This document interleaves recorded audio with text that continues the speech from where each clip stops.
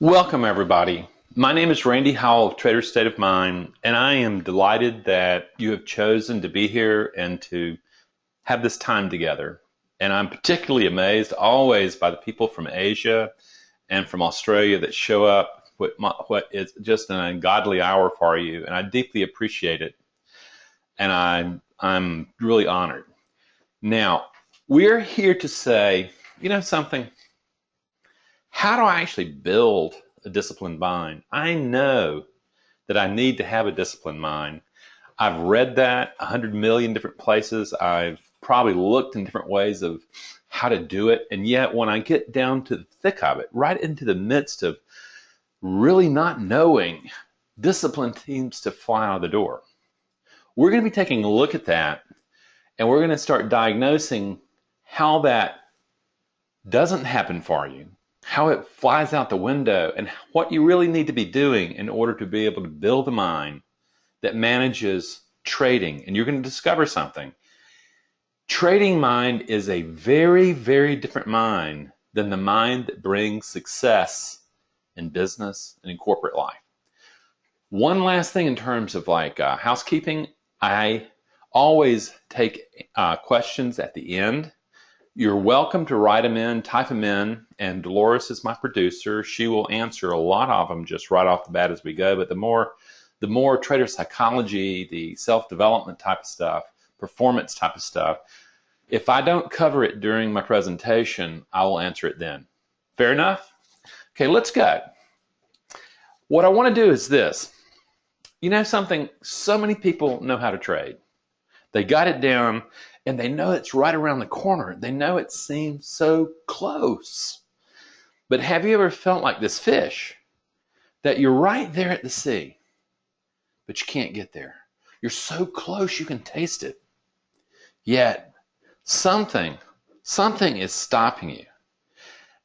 Where you might start is saying, what are your fears? Okay? What kind of mind are you actually bringing to trading? Okay? What kind of success thinking do you employ? We're going to be looking at those, and we're going to be saying, you know something? If all this success stuff worked, why am I not producing success in trading? You know, is it that I'm ignoring my fears? Is it because, is there something there? What are the actual barriers that stop me from moving from one area of competence to a higher level of competence of performance in trading? The truth is, you know, really only somewhere between 2 and 5% of traders really make it. That means when you start learning how to trade, numerically, the numbers are incredibly stacked against you. But the person who gets into trading really believes that they're going to make it. They're hardworking, they're pretty smart, and they just really put in the hours. And yet, they underachieve, even though they know how to trade. After they've got their master's degree, after they got their PhD degree in the College of Hard Knocks, they really ought to know. They work hard. And so a question I get all the time from traders is, what's wrong with me? Why can't I make this work? They don't understand why. And they stay stuck in the same old place. And my question to you is, what has a hard work attitude done for you in trading? When you get around really good traders, you discover is that they do work.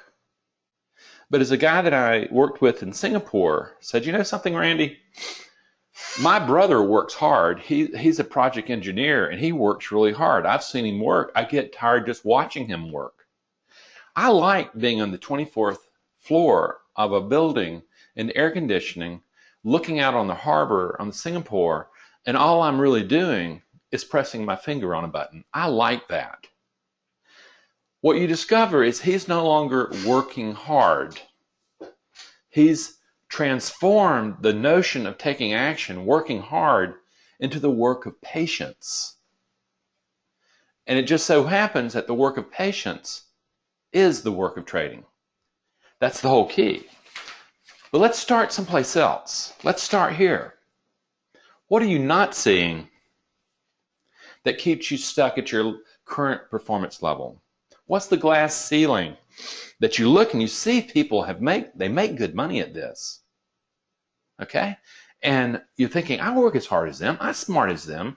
Why aren't I doing that? Why can't I do that? And the truth is, most people have pushed away the very barriers out of their awareness so they don't see them. They are so ubiquitous, they're so familiar, they don't see them.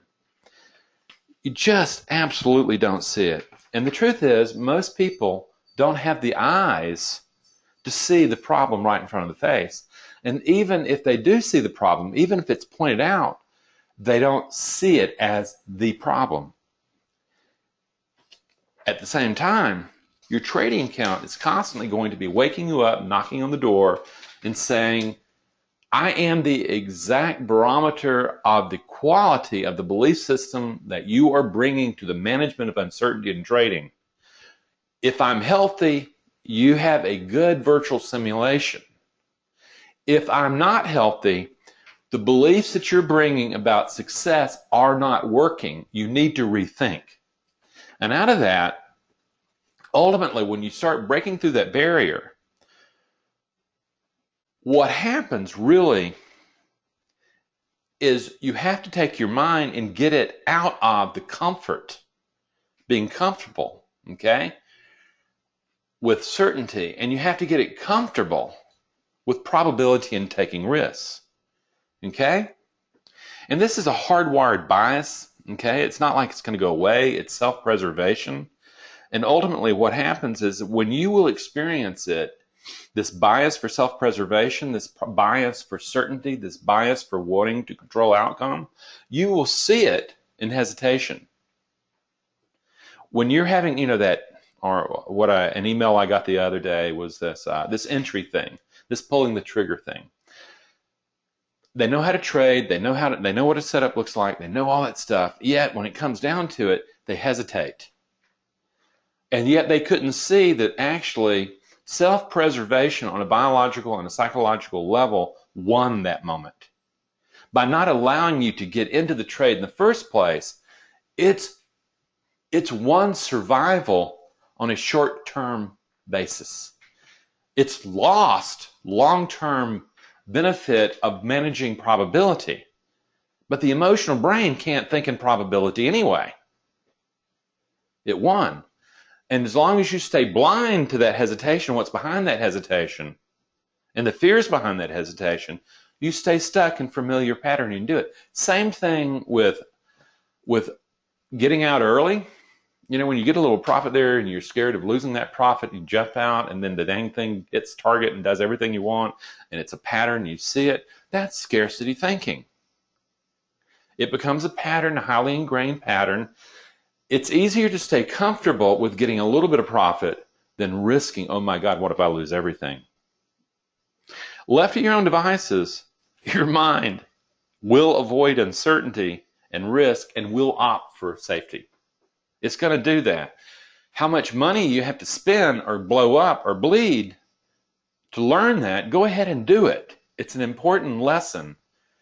And you just bleed out. However you want to do it. The thing is the thing that you have to accept is the brain is built to seek certainty and control of outcome on a short-term survival basis. And what you also need to understand is that your emotional brain makes a decision. Okay?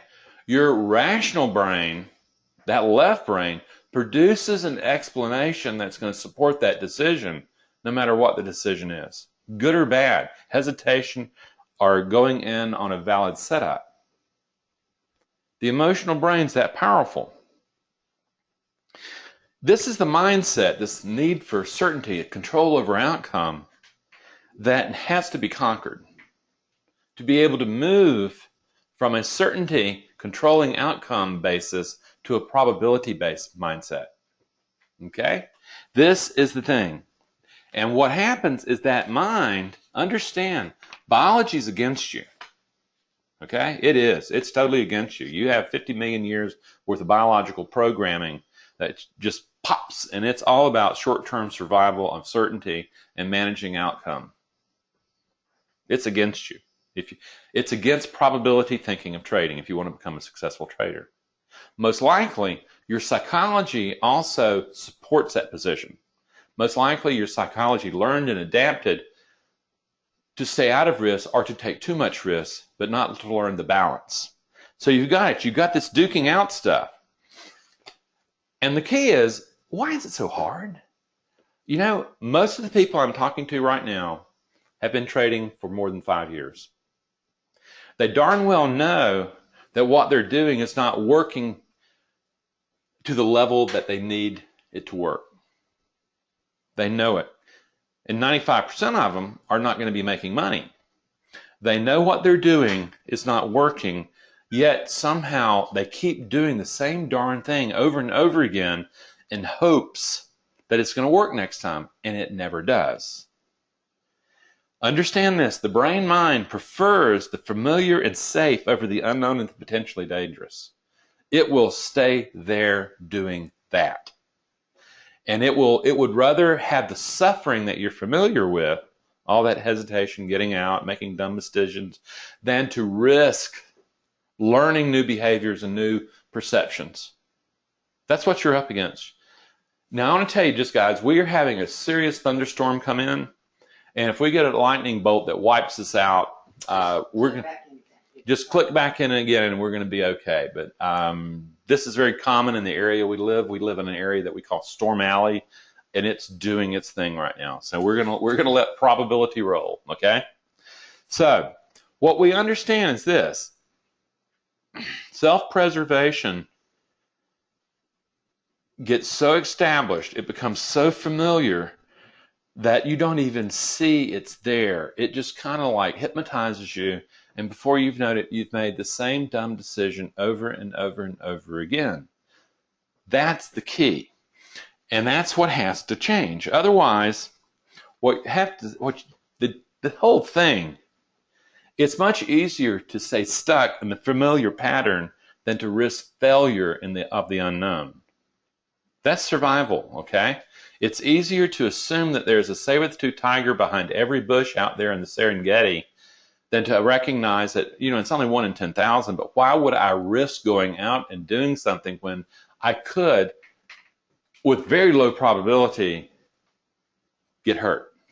That's the way the brain thinks. So there's your first law.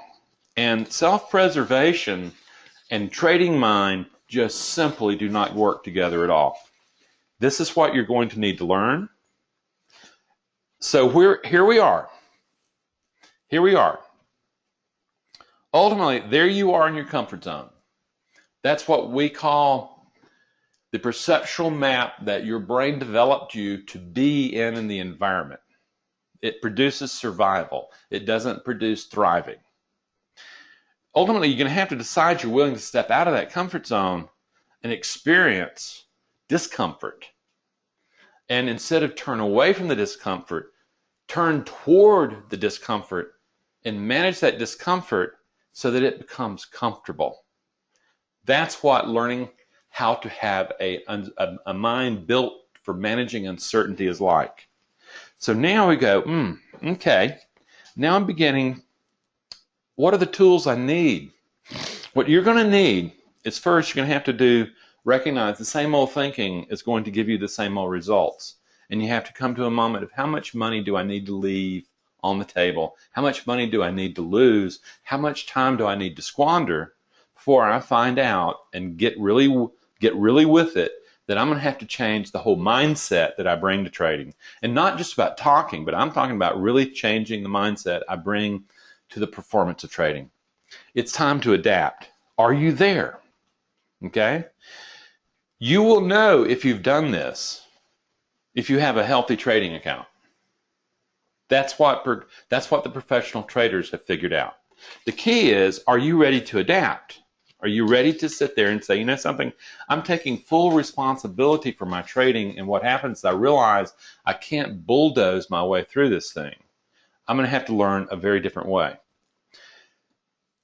So if you've come to this, how do you go about changing your mind? I mean, really changing it. I mean, surface change doesn't work. What you'll do is you'll look at a lot of people who practice NLP, tapping, hypnosis, positive thinking, positive visualizations, affirmations. And then what you discover is that it sounds good, it feels good, but in the heat of performance, it fails. They're trying to solve a deep core problem about what's happening in your brain and your psychology on the surface of the lake. It's not going to work that way. You really have to learn how to work with a much deeper level. That's what we need to be doing.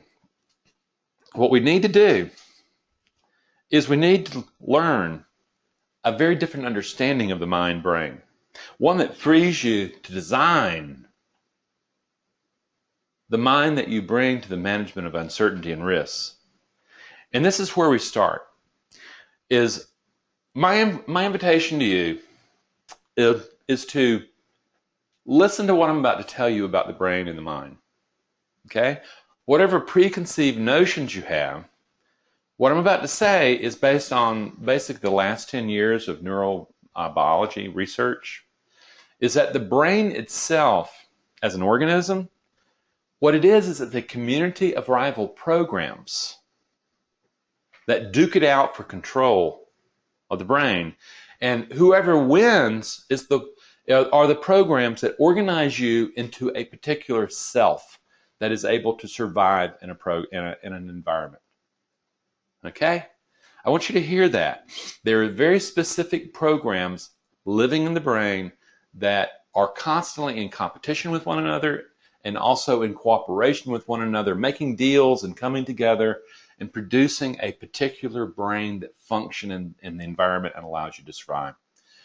Interestingly, if you take that definition of brain and then say, well, what's going on with the mind? This is where it gets interesting.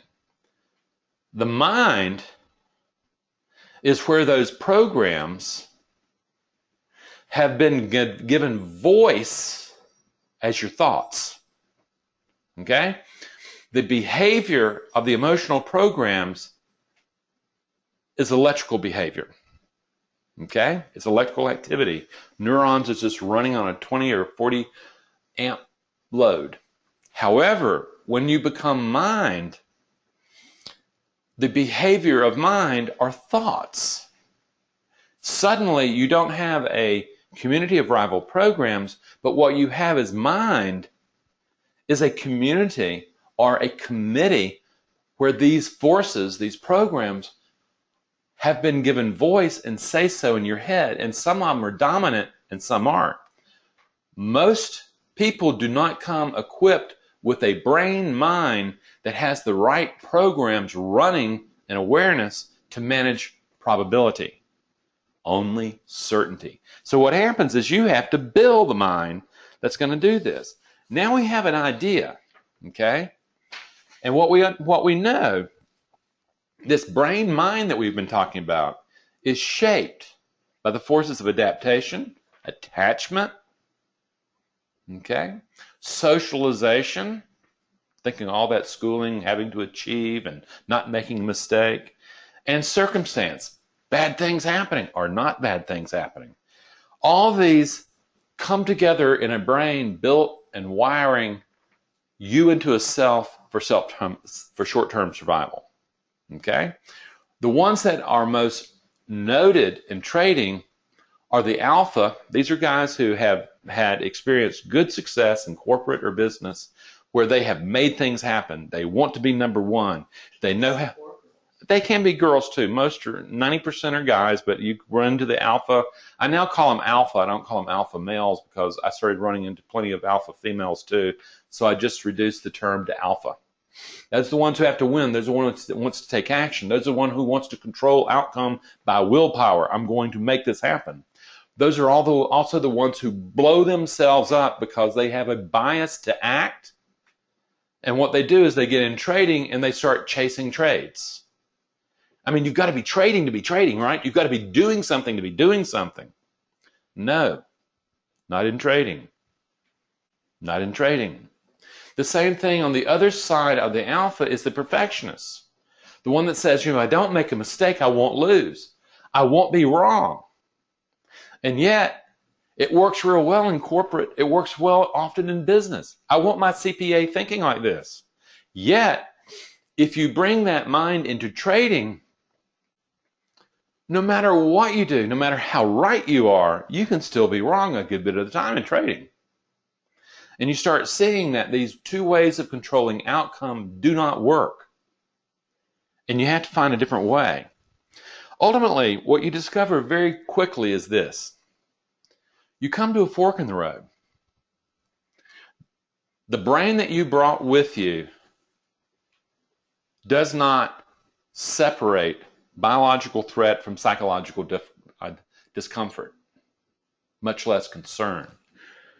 The mind that you're going to need to develop to manage probability and risk successfully turns toward discomfort, psychological discomfort, recognizing it is not biological threat. There is not a psychological saber-toothed cat about to stick his six-inch fangs into your neck. There is only discomfort based on your belief system and your belief about performance. Okay?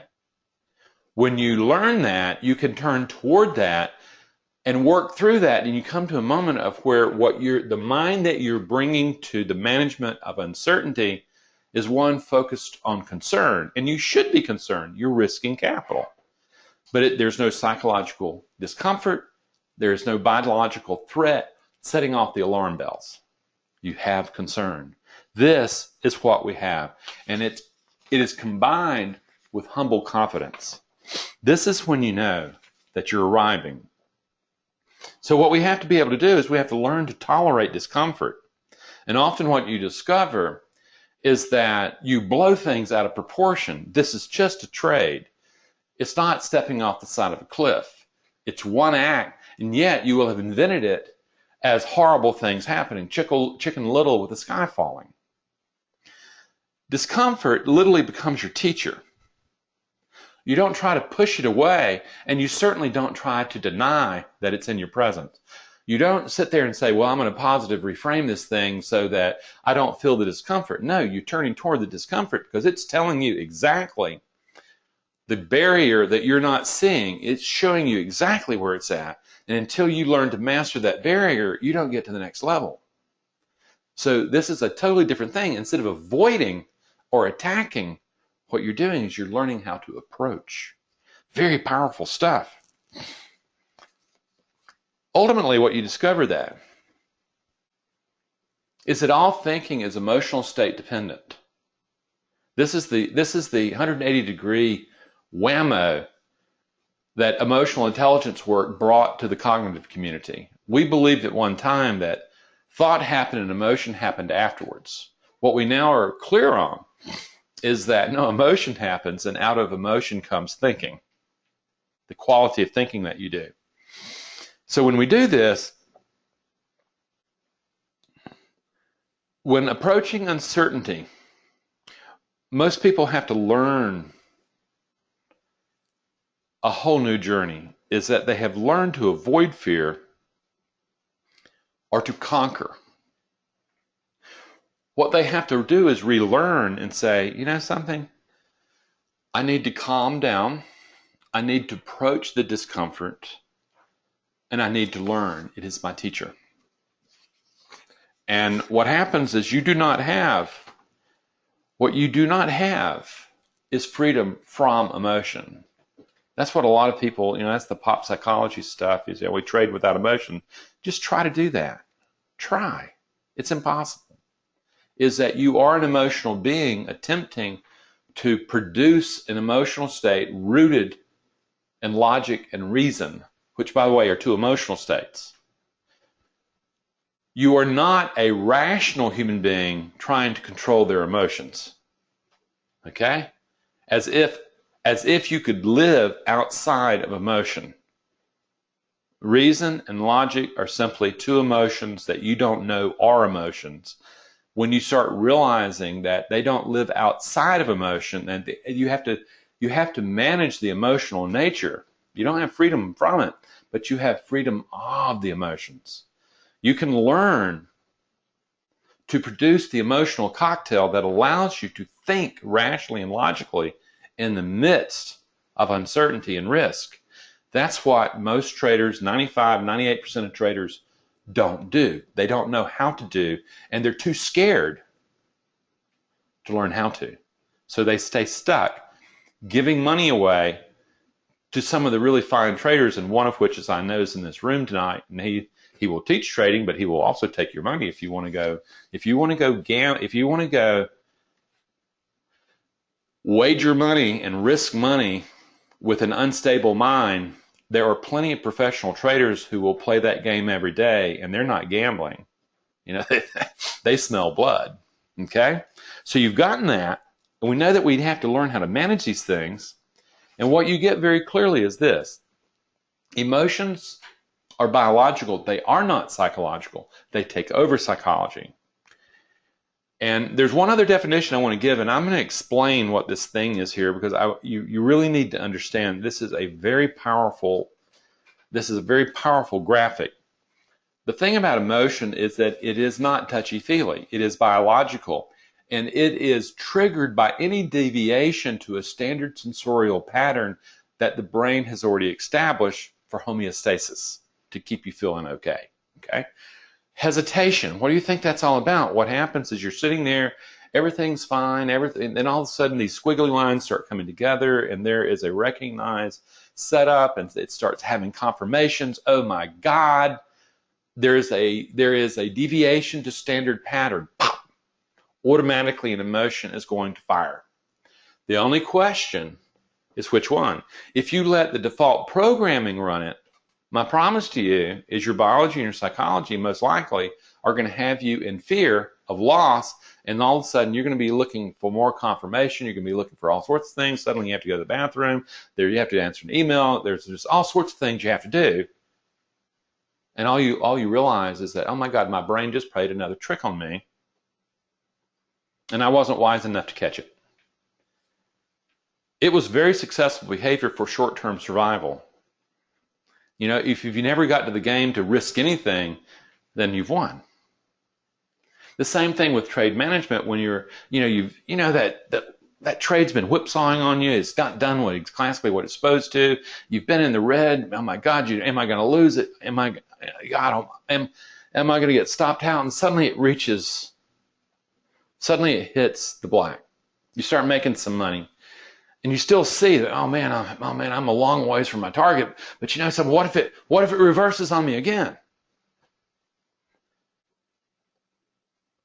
You take your money and run, then watching it hit target. To the brain on scarcity thinking, that's very successful. It didn't lose money. It had a little money left over, enough to pay the broker. Okay? That's how this stuff looks. What I want to do is I want to explain how this autonomic nervous system works. Autonomic is composed of a sympathetic and a parasympathetic system. The sympathetic system is when you see threat, when you see something, and understand the amygdala, or what I call orphan, looks out and it's looking for threats. Okay? The amygdala, by the way, is an anatomical part of the brain that basically is a center of fear and emotional response to environmental threats, okay, and to also attachment. And it is a very primitive brain structure, and it does not separate biological threat from psychological discomfort. It does not do it. Everything's a saber-toothed tiger to it. Ultimately, when it sees a threat, like you see this snake, automatically the fight-flight response is triggered. And suddenly you start feeling your body rev up, you start having this accelerated thinking, and your brain is just absolutely turned putty. It is incapable of rational, logical thought. It is about aggression, or is it about fear? Avoidance or aggression? That's all it's about. And you will notice your physiological states, your blood pressure goes up, your heart rate starts going through the roof, and all that stuff. Okay? I have a trader right now that we are training to go. He's sizing up. He's going from 1 to 2 contracts. And it's a big jump for a young trader to be making that jump. And he's very successful at one, but he has to size up to make money. And ultimately what happened is that what he discovers is that his normal heart rate is at 60 beats per minute. What he was doing, it was failing. All of a sudden he's just losing his stuff. And what we were discovering, we put a heart rate monitor on him, we discovered that he was working at 80 and 85 beats per minute, okay, when he went to 2 contracts upon entry. He's already in fight flight. He's already got fear, okay? He's already scared. He's already tense. He's already running. Now, the way the fight flight response in the autonomic system works is that once you run and you get away from danger, you're going to find yourself a place to hide, to cool down, to calm down, and then all of a sudden you fall into this thing called rest digest. Suddenly you're calm, everything's fine, and it is the exact opposite. Unfortunately, a lot of times when you see heart rate variability stuff and you're using it and trying to get it and they will show you coherence, they have you too calm to trade. There is a sweet spot between the sympathetic and the parasympathetic of where your mind is alert, it's focused, it's ready, but the body has not been activated yet. Okay, that's where you want to be. That's what you have to learn to do, or the default programming is going to fire all over you and beat you. Okay? So now we've gotten that. So now we're going, okay, well, what does this look like? Once the fight flight has triggered, a whole process starts happening rapidly. And this is where you first have to start disrupting pattern. The first thing that happens is arousal. You will experience arousal as heart rate increasing, tension in the body increasing. Suddenly you're holding your breath or you're panting, stuff like that. You become fixated and you just feel the building and building and building. That's dangerous, friends. Right there, you have to disrupt that. That is the emotion growing and about to spin you out of control. You still have a chance to do something about it. Okay? You can disrupt it. A little later, we'll talk about that as emotional regulation. If you don't, there comes a moment when it reaches a particular threshold and a little switch is flipped. Suddenly, that emotion is no longer revving up. It's coursing through your body, its hormones and its chemistry. Suddenly cortisol's there, the fear. And that is what's altering thought.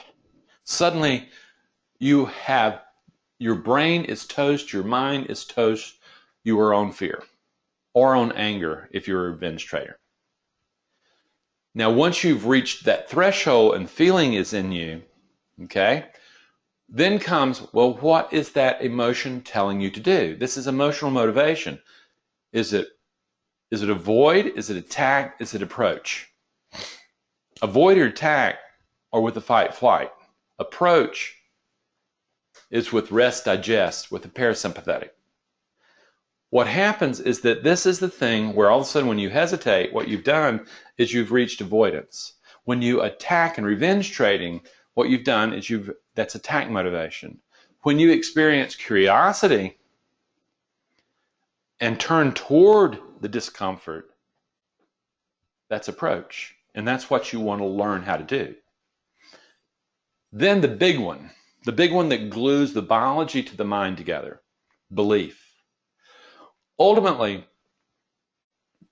belief will be wired into the emotional complex, and that belief will be about, and here it is, I want you to mark this, friends, it will be about your ability to manage uncertainty. Okay? If it believes that you can't manage uncertainty well, you're going to do wrong, you're not going to, you're inadequate to get it done and stuff like that, it's going to choose to avoid fear, okay, rather than approach like humble confidence. What do you believe about managing uncertainty? And I'm going to tell you, don't believe what you think you think. Your trading account will tell you completely about that, okay? So what we have here And by the way, in that belief, ultimately, is this. Is in neurobiology, what you hear is this, that you, the self you are, have never experienced reality, the stuff out there. You have never experienced the markets. Never. What you have experienced, friends, is your brain taking the sensorial modalities, like seeing what you think you're seeing out there and all that stuff, and forming it into a virtual representation based on your beliefs. That's what you're seeing. You're filtering everything through your belief system. You know, you're not seeing and then believing. You are believing, then seeing. And this is where it comes down to, what beliefs do you really hold about your ability to manage uncertainty, to manage ambiguity, to manage the unknown? You're seeing it in your trading account all the time, not what you say, but your trading account's revealing it to you all the time. More about that a little later. And predisposition we're going to be talking about, because that's biological, it's genetics. Some of us are just more risk-oriented, some of us are more anxious-oriented, and it comes out as a genetic thing. But what we want to do is start with this emotional regulation stuff. Remember when we were talking about the emotional arousal? That's your first place to start disrupting the pattern. If you let it get out of control, if the fire of that emotion keeps burning to the point where it becomes a feeling state, you're cooked. However, if you can cool it down, if you can cool the intensity of that emotion down, you can maintain order of the mind. But unless you can produce emotional regulation, there's no sense about talking about the mind, because the biology of the emotion has overwhelmed everything. So that emotional regulation, which, you know, basically if you go through my trainings, you discover learn how to breathe very differently. You learn how to bellows breathe. You learn how to reduce tension. And you learn, in fact, that you can control the intensity of an emotion. Once you do that, what you do, that's the first skill you got to have, friends. You got to have it. This is not optional. It's gotta. The second skill is this. Emotional regulation by itself is not going to change beliefs. However, if you can't manage the emotion, you never get to the door of the mind anyway. You're hijacked long before you ever even get near the door of the mind. However, we have to develop a tool that allows us to open the door of the mind and see these beliefs running inside the mind that are whacking your trading performances up. Very interesting, this image is, I was looking on the internet for an image about mindfulness, and I found this image, and it so happens it's a photograph I took in Hawaii several years ago, and it's out on the internet as an image for mindfulness. Amazing. Ultimately, in mindfulness, you discover that you have a faculty called the observing self. And when you awaken that faculty, you discover something, that you and your thoughts, you and your beliefs are not the same. Your thoughts, your beliefs are just one particular organization of a self that these programs organized you into. Even beyond that, you don't have thoughts and beliefs. They're having you. The history, you're born into a history, like soup. You're born into a soup, and you become part of that soup without ever even knowing you're part of it. And it's wired into you, and you never know that you're in this soup of distinctions that allow you to see only what you see. That's what mindfulness can do for you. It can step you back and see, oh my God, I'm just drifting in a whole sea of distinctions that weren't even mine. And in mindfulness, you get to step back and go, wait. You know, I can reorganize the thoughts and beliefs into higher functioning. Ooh, now we're talking. Because in mindfulness, what you're able to do is you start becoming an observer, a witness to the way you're thinking. In this particular cartoon, what you have is you have a dog and a person walking into a beautiful scenery, and the dog is present in the moment with this beautiful scenery, and his tail's wagging, and he's, oh boy, this is a lot of fun. Meanwhile, the human is not even in the scenery. The human is someplace else in their anxieties. They're in the future, they're in the past, but they're not here now. And what you're going to learn very quickly, to produce the trader mind, the one that really works, you're going to have to be in the here and now. If you're in the future looking at your dang P&L statement sitting at the top of your computer, you're already cooked. If you're back in the past worrying about what might happen, are you going to do this again, you're cooked. Your mind is not in an organization that allows you to work in the moment of performance and manage probability. Okay? So this is where the power becomes, and you begin to realize, what I'm beginning to realize, we talked about this, these emotional programs being a community and duking it out and becoming a dominant force. When it becomes mine, what you're looking at in this illustration is you're looking at the different parts of the self, these emotional programs, and you're beginning to go, well, something, oh my God, these forces are running around in my head whether or not I like it or not. I better start waking up and paying attention to them, because some of them are highly destructive.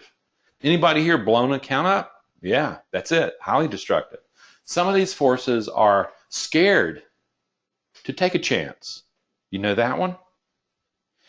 All these are different parts of potentiality. But because the observer hasn't awakened, you haven't been being able to see anything but them, and the self-preservation is blinding you to other possibility. This, when you wake up from this sleep, you realize that you've really mismanaged the mind. It's nobody's fault. It's been happening forever. It's not your parents, it's nobody, it's not histories. This is just the human condition. Or as the Hindus would say, the wound of your existence. But this is where you can become the designer of the mind that engages uncertainty. This is when you wake up and you begin to realize, oh my God, I can design the mind I'm bringing to uncertainty, and what I need to do is I need to have some rigorous self-honesty here so I can see the destructiveness and instead of ignoring it and bring out the other stuff. What you discover very quickly, that these programs and the committee members can be developed. The challenges of uncertainty, of probability, of the unknown are going to always be there. They're going to be there, whether or not you have a chiseled, wonderful mind for trading or whether or not you have a fearful mind. The challenges are going to be there. What's changing is the mind that you're bringing into the moment of performance. When you look at these guys right here, what you're looking at is these guys are being challenged. They're having to right this boat. They're having to sit there and go, something, we're all having to work as a team.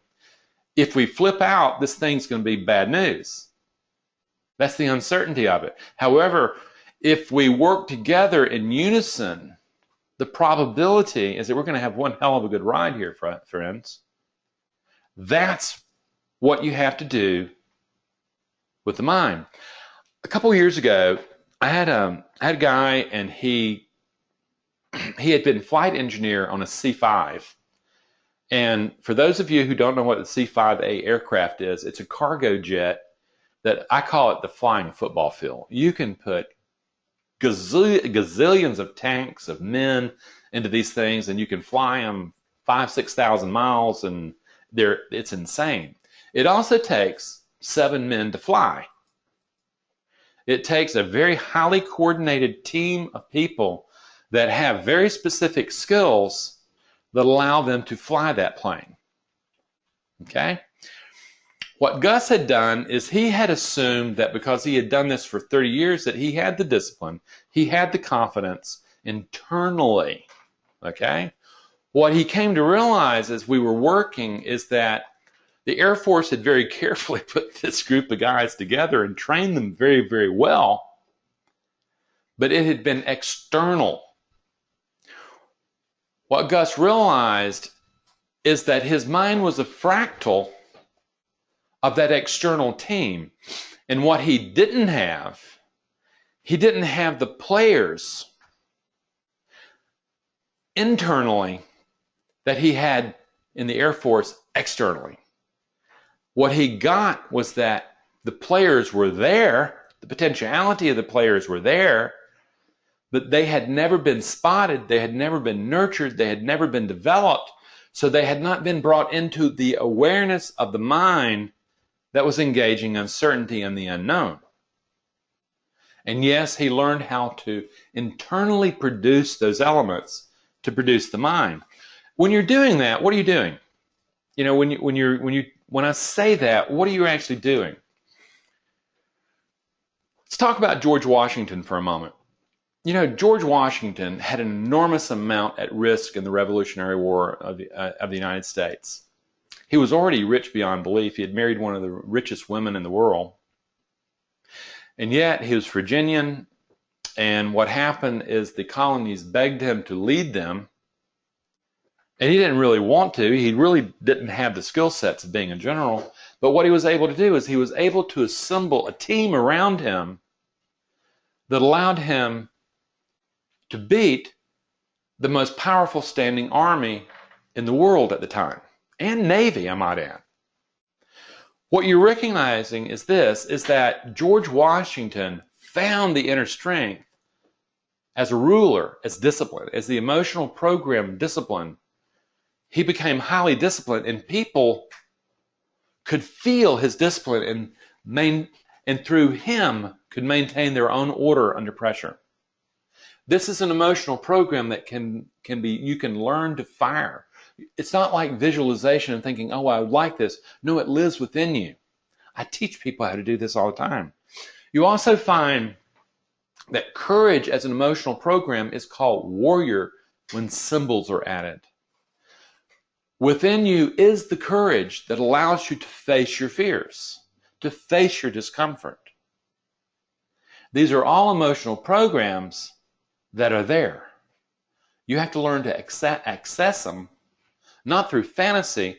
I actually use a process called memory restructuring, where we take actual experience of when you have been challenged and you were able to push through to higher ground. And what we do is we rarefy those moments and really isolate the emotional program so that you feel and see that it was there. You also, probably the most understated, underappreciated aspect is self-soothing, is self-compassion. The truth is you take a lot of hard bumps in trading. You do a lot of suffering. You have a lot of pain. And if you beat yourself up, it never helps. Yet if you start having compassion for yourself, acknowledging that, boy, that hurt. Oh, man. And you regulate, you soothe, you nurture, and you calm down, you get back up on your feet a lot faster. That's called caregiver friends. In the same way with the impartiality, the clear thinking that's required, is clear thinking or impartiality is literally an emotional program. Unfortunately, it's a high cortical program that doesn't work very well around fear at all. So you have to soothe the fear. You have to be able to have the courage to face your fears, and you have to have the discipline to maintain order. When you do that, you get trader's mind. You develop the mind that no longer needs certainty, no longer needs control outcome. And you discover that that was an illusion anyway. What you discover is this. You develop an intentional mind. You develop a mind that you intentionally develop for the management of uncertainty. You no longer think, well, I'm just going to pick up my mind on the way to the trading room and whatever's there, hey, boy, everything's hunky-dory. No, you don't do that. What you do in the same way is that a star athlete goes through a process of getting his mind together. You take a look at a great baseball hitter. They're in the on-deck circle. You can see them going through a ritual that allows them to get into the state of mind that can hit a 100-mile fastball. Once they get out of that that on-deck circle, they get in the batter's box, and they have an abbreviated version of the same thing. They've been doing it since Little League. That's what they're doing. They found a process that gets them into that mind. And they're praying probability. They know they're not going to get hit every time. But the thing is, the possibility, the probabilities are still there. That's what you're doing. So what happens is suddenly what you're doing is you're managing risk from a disciplined impartiality rather than from fear, anger, or greed, or euphoria. Completely different. Completely different. This, my friends, is the psychological edge that you're going to need to run your method edge. The method edge is just knowledge, friends. You have to have that method edge working in the heat of the battle. The heat of the battle, you have to be able to regulate. You have to have the mindfulness to be able to develop this intentional mind to drive that methodology. Okay? So what great traders are doing, they're letting go of the illusion of control over outcome. They realize that, man, that's absolutely not the place to be. They're not looking at how much money they're supposed to be making today. They're looking at what is it I can really control. What they can control is the mind that they're bringing into the moment of performance, their process. What they realize is that if they have a working methodology that gives them an edge, they know that if they focus on managing the one thing they can control, their process, what mind are they bringing? Are they bringing discipline, impartiality, self-soothing, and courage in, or are they bringing fear and greed? The professional trader is bringing the discipline, the courage, the impartiality, and the self-soothing. And they recognize that most people don't do that, and they're taking money. So at any rate, you master that, you master the moment of performance, and you have got your elusive edge. So ultimately, this process that we've talked about here, it's not an event, it's not something you read a book and you just grasp. Everybody would be good traders if that could happen, okay? It starts with emotional regulation, then you learn mindfulness, then you use that mindfulness to spot the internal dialogue that's blocking your process. Then you're using that same mindfulness, that same observer, to get at the historical emotional programs that allow you to achieve at a higher level. Then, with that new intentional mind, you go back to the internal struggle. You go back to the challenges of ambiguity, of uncertainty, but you bring it with a probability-based mind rather than a certainty-based mind. That's success, friend. You become intentional. So the thing is, what I want to ask you is this. I'm inviting you to become the change. What I want to ask you is, how much money do you need to lose or leave on the table before you have lost enough to recognize that until you change the mindset you're bringing to the management of uncertainty, you're stuck. You're going to be giving money to professional traders. When you decide to change the mind to a probability mind, the movement toward professional trader allows you to start taking away from the idiots who are coming in and trading from greed and fear. It's been that way for a long time. If you're interested, the first thing is go to my website, get my free ebook. Go through the 40 plus videos that I have posted there. Go through the God knows how many articles. Really dig in. And then you're going, okay, this has got to make sense. Get my book. It outlines the process I use. But when you get to that moment, you have to come to the moment where you say, you know something? What do I want to do about this? What do I really want to do? Do I really want to continue doing the same dang thing that's costing me time and money, or do I want to invest in building the mind that can manage uncertainty? If you come to that moment, you're ready to act. What I want you to do is this. The very first thing, I highly recommend our individual course. It is highly comprehensive. It is highly personal. You get into things that you would never, ever tell to other people. You really get into the ooze of what's stopping you from reaching the next level. You really find that out, and you learn, and I'm basically mentoring you, taking your hand and leading you through the forest to the other side. You're teaching and learning from me, because what you're also doing in that is you're getting 10 sessions with me over a period of 3 or 4 months that's leading you through this. Powerful stuff. Okay? Otherwise, what you may want to do, and by the way, all the materials you get in the individual course are yours to keep. They're yours. Okay? If you were to say, well, you know, I don't know if I'm ready for that. I don't know if I can afford that, Randy. You know, I really know I want to change. What can you do? The next thing is the group course. The group course teaches the basic skills, not the comprehensiveness, but the basic skills you need to build a mind for the management of uncertainty. It's 5 sessions in a group setting. You have a virtual classroom, and you get well over 24 hours worth of programming that you're going to be learning from. Okay? Our next class starts September 9. It's an enormously successful and popular class, okay? And the truth is, if you're interested, and if you're really asking the question, you know something, I know I need to develop myself. I need to develop the mind. The mindset I brought is not working. I want to talk with Randy. I want to find out if it's the right thing to do. Ask for a free consult. You go to our consult, you hit contact us, you email us. Dolores finds a time for us to talk on Skype, and we really look deeply into the trading mind and what's missing in your trading. Powerful stuff. Or you can stay the same, you can spin your wheels, and you can say, how much money do I need to lay down on my trader education to finally get that I need to change my mindset? Powerful stuff, friends. Powerful. Now, if you have questions of me, please type them in. We have one right now, and let's just see where we go with this. Okay. Can I harness my higher heart rate effect to lose some weight? That's totally irrelevant to what I'm teaching. Okay.